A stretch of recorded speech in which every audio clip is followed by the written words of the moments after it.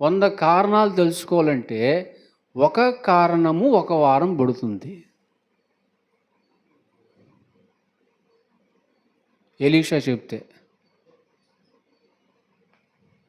అక్కడ చెప్పడు. ఎలీషా ఎవడో కొడుతున్నట్టుగా పరిగెత్తడు.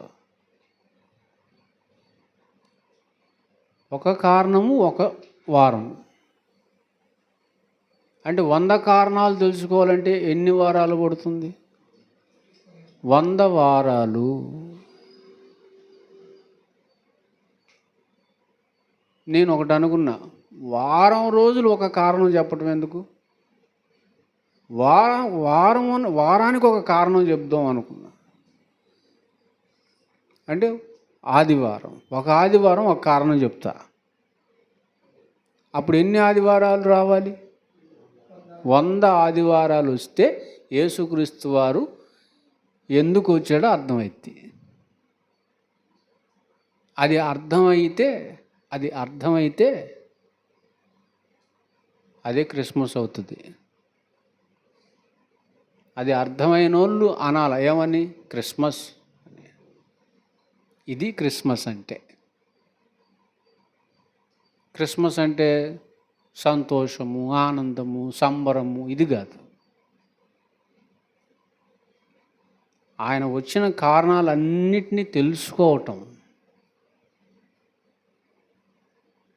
తెలుసుకున్న వాళ్ళకే తెలుస్తుంది ఏంటి క్రిస్మస్ అంటే ఏంటో. అర్థమైందండి?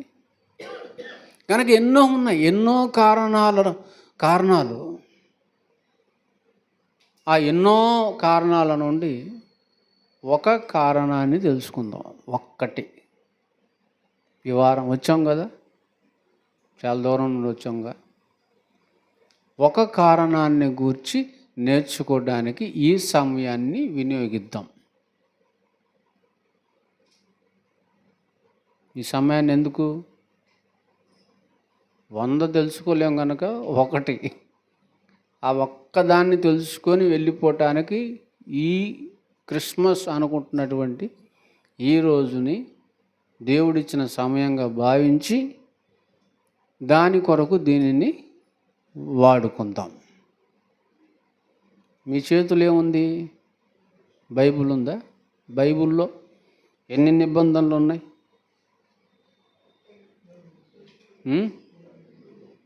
2 నిబంధనలు ఉన్నాయి. ఒకటి పాత నిబంధన, రెండవది క్రొత్త నిబంధన.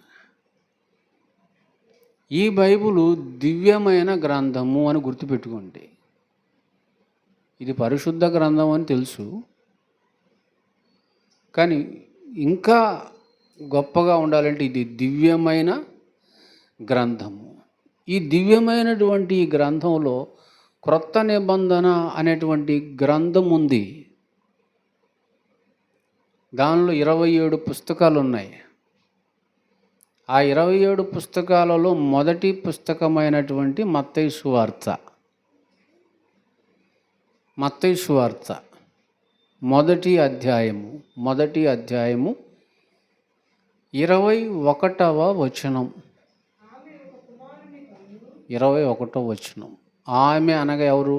మరియమ్మ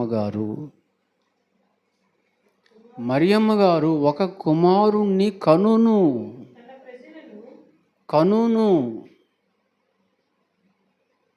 తన ప్రజలను. అంటే ఈ కుమారుడు తన ప్రజలను ప్రజలెవరు? తనవారు. ప్రజలంటే ఎంతమంది? ప్రజలు అంటే యూదులు మాత్రమే ప్రజల? ఇశ్రాయేలీలు మాత్రమే ప్రజల? భూమి మీద ఉన్న మనుషులందరూ ప్రజలు. వారు ఎవరు? తనవారు. తన వారిని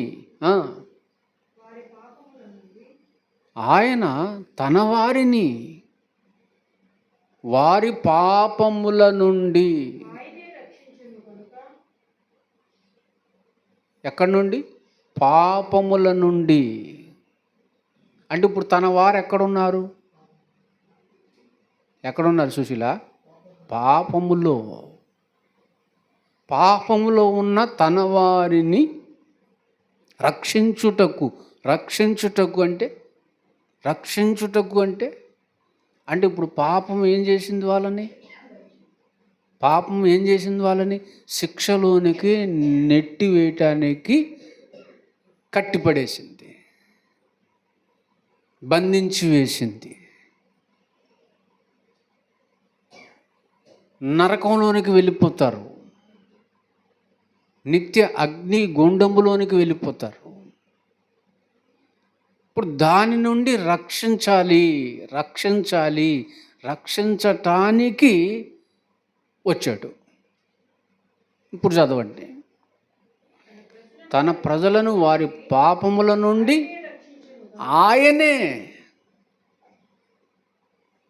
ఆయన రక్షించును అంటే వేరే పద్ధతి అర్థం. ఆయన రక్షించును అంటే ఆయనే,